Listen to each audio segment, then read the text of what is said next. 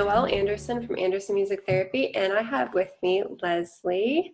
And I'm doing a series on interviewing parents who have kids with special needs, just because I feel actually one of the points Lesley's going to talk about today, there just needs to be more knowledge about our families and what goes on day to day and kind of thought processes and all the things that that they go through. So Lesley, I wanted to ask you a little bit. Can you tell me a little bit about your family? Sure. I am happy to be here, so thanks for having me.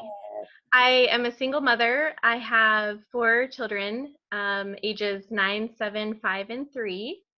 And we live in Benton Mountain, and we love it up here. We like the small town feel, and the close-knit community is really great. It's very vibrant and lively and rich, I feel like. My oldest is Strider, and Strider has several areas of special needs, but he has autism spectrum disorder, he has ADHD, he has auditory processing disorder, speech and language delay, and that's pretty much it, I think. Okay. Is there anything you would like, and I didn't ask you this beforehand, so sorry, but is there anything you would like people to know about autism or about any of the diagnoses that you mentioned? Yeah, I think definitely people probably have like a preconceived idea of what those things might entail, and maybe some of what the behaviors might be like, or what they may see, or the needs of a child, or the capabilities of a child that has those diagnoses. But I would like to push back on that a little bit, Yeah. because even I get surprised. Even I, am surprised and have to push back on my own notions of what I think, okay, he's not going to handle this okay, and then he really does, or vice versa, So, yeah. What would you say are some of the biggest challenges that you've experienced? I think inclusivity is a big one. So, like, inclusivity across all settings and across the community, like a cohesive type of inclusivity. And when I think about like what that means, or what that would look like, to me, it means um, acknowledging a lack of understanding or a lack of knowledge, and then trying to push through that and understand the needs a little bit more, the diagnosis, the behaviors, the motives for the behaviors, the function of the behaviors, and accommodating those things within all activities, like the school setting, extracurricular activities, and accepting those behaviors when they happen. That can be a real challenge sometimes. I know you do a lot in the community. What are some of the ways that you've been trying to share that up, that inclusivity?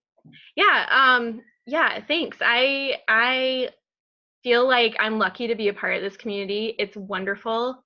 There is so much to offer, and a lot of growth that I feel can take place if people lend themselves to the services and the sharing that can happen. So I'm a part of a few groups within the community. I do some advocacy work with parent leadership type of thing. So enabling parents to feel empowered to advocate for their child and their family as a whole.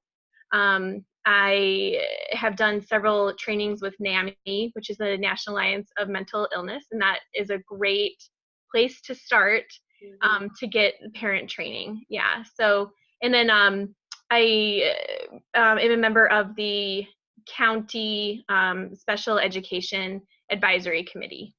Oh, great. Yeah. So is that the school or for the whole? Okay. Yeah, yep, just the school, not just the school, but yes, the school. And it's been great, like to really work on the partnership between the parents and the school advisors. I think is really, really great to try to facilitate that in the best way possible. So what do you think some of your biggest successes have been? Um, yeah, it's hard because I feel like I attach my successes to my son's Yeah. success, and I think that's like okay for a parent to do because we have a lot to do with that. But Yeah. I have to kind of step back, and I want him to I want him to be able to claim those successes. Mm-hmm. But one thing that does come to mind is my son, when he was like 2 or 3, he wasn't talking, and he was in speech and OT and all of these different therapies and this special like speech preschool, and we were doing so much with him, and I just remember like praying and I mean doing everything, to try and get him to just say one word. And finally, I think the speech therapist was like, I don't know if the speech is going to come, so maybe we should work on signs. And so when she said that, I went to the library, I got all sorts of sign language books and how to teach like a toddler sign language.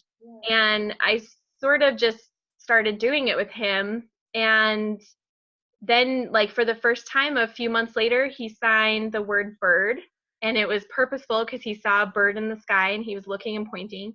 And it was like the best feeling ever. It was so great. And then from there, he learned his own signs. He kept learning the sign language. And eventually he did start speaking. It was a few years after that. He was like almost age 5. But really when he started speaking, it was wonderful. One of the first phrases that he used, and he went like right into phrases pretty much, not just one word, which is the normal like developmental progression for speech. But one of the first phrases that he used was "Love you, mama," and it was like the best. I just wish I could like bottle that moment in a jar, and it was the best feeling ever. Just It melted. right. Just to know that, you know, he felt that way, and it was just wonderful. So I attach some of his accomplishment. I know that was a huge challenge for him. But in our home, we taught the babysitters sign language. We taught, my parents who were very active in his life at that time, we taught them sign language. And it was, it took a lot of facilitating on the part like of me as his mother to do those things. Right. So yeah. Time and energy that you Right. put in. Right. I see that Right. from, all the parents that I interact with, and just how much their life kind of revolves around the different therapies. And how do you feel that impacts you and your family? Yeah. It's a challenge. It is a real challenge. There are days that like we don't get home until 7 or 8 at night. And I think my kids have had enough Happy Meals, and sometimes I'm just like, I'm sorry. But I feel like,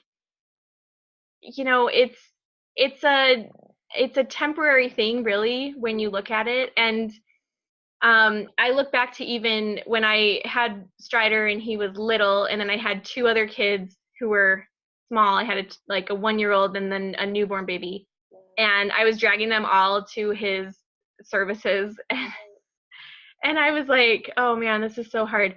But now, we go and we might take Strider, or we find things that are inclusive for the whole family. Like you guys did a wonderful sibling group, and it was wonderful. Like all of the kids could do music therapy together, and so it wasn't just taking Strider and waiting for his appointment. And so that is something that I'm learning how to navigate, is finding the family services that can include all of the children. Right. That makes sense. Yeah. Um, what would you like people to know? Sometimes when people are not in, in the day to day of dealing with, the community of special needs, um, they don't get it. Hmm. And what would you like them to know? Someone who doesn't have a child with special needs. Yeah, I think one of the biggest things is that it is totally fine to acknowledge that you don't know and to ask questions. I love it when people come to me and ask me about my son because it shows me that they're really interested in um, getting to know him and helping him in the way that they can, in the way that he needs. Right. So I think it's okay to acknowledge, oh, I thought that children with autism, you um, know everything or like are really experts in one field, and I'm like, yeah, it's not really like how Like it is. in the movies. Yeah. Right, like in the movies from the 80s, maybe. So I sort of feel like that's an important thing, and I will honor anyone where they're at, um, just by their honesty and authenticity when they come and they kind of acknowledge that. And I think that the other thing is knowing that, like, seeing past the label. So Mm-hmm. yes, my son has autism, and yes, he has ADHD and auditory processing and sensory difficulties, but um, that's not who he is. He's a kid that hates green beans, and he, loves to play in the sand, and he loves to eat ice cream, and he'll tell you every fact about the Titanic, or dinosaurs or whatever it is, that week. And really, it's kind of like when you can find those commonalities, and when I hear another parent say, oh, my son loves learning about the Titanic too, or my son hates green beans. I mean, then you break down those barriers of what a child with special needs, is supposed to do or supposed to be like, and you can find that common ground. Absolutely. Absolutely. If you had any encouragement or words of wisdom to share with parents who do have kids with special needs, what would that be?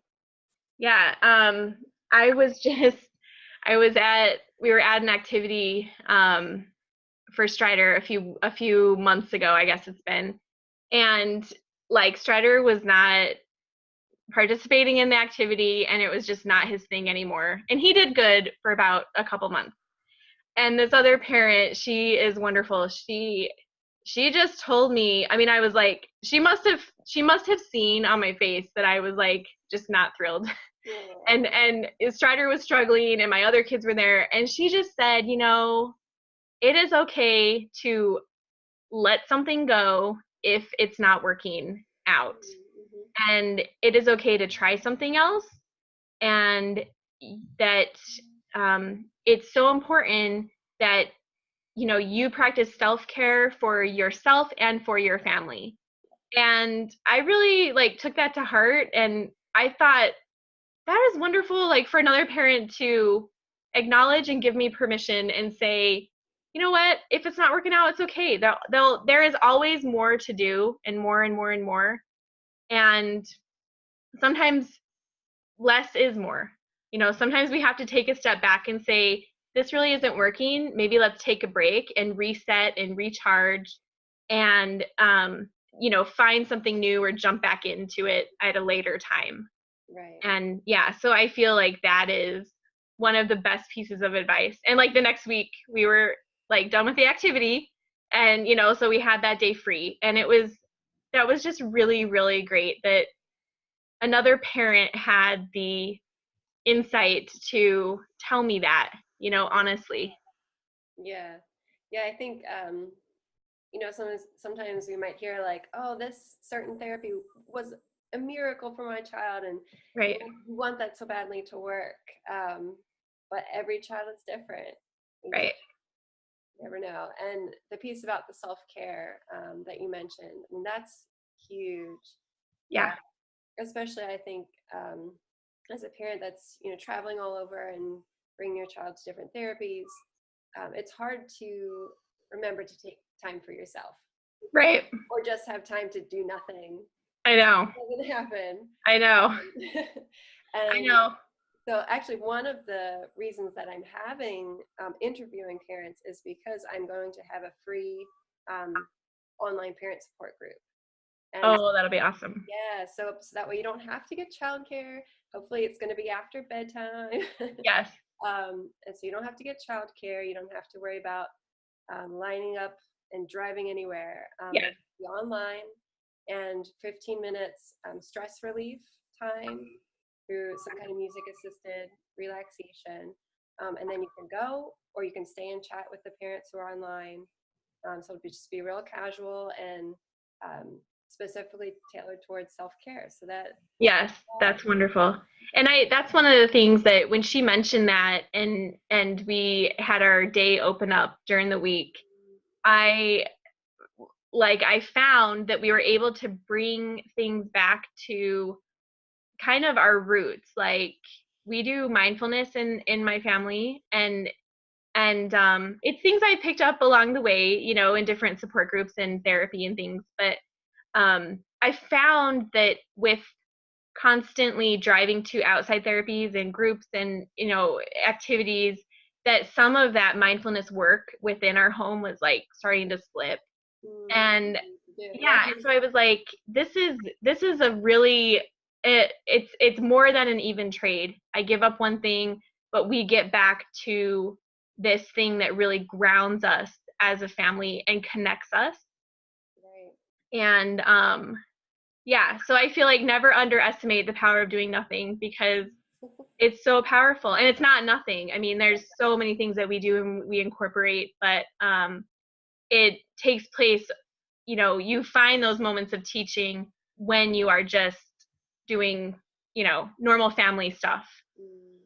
So Well, thank you so much. I'm definitely going to have you maybe lead some parent support group, maybe. yeah, I would love to. Yes, I would love to teach more parents about mindfulness and just how that can help them and help their kids and their whole family unit, just as you said. So thank you so much, Lesley. I really think that this is going to be helpful for a lot of parents, and hopefully give them some support and encouragement that they're not alone, that we are a community and we can support each other. So thank you so much for Yes, thank doing this. you. Thank you for having me.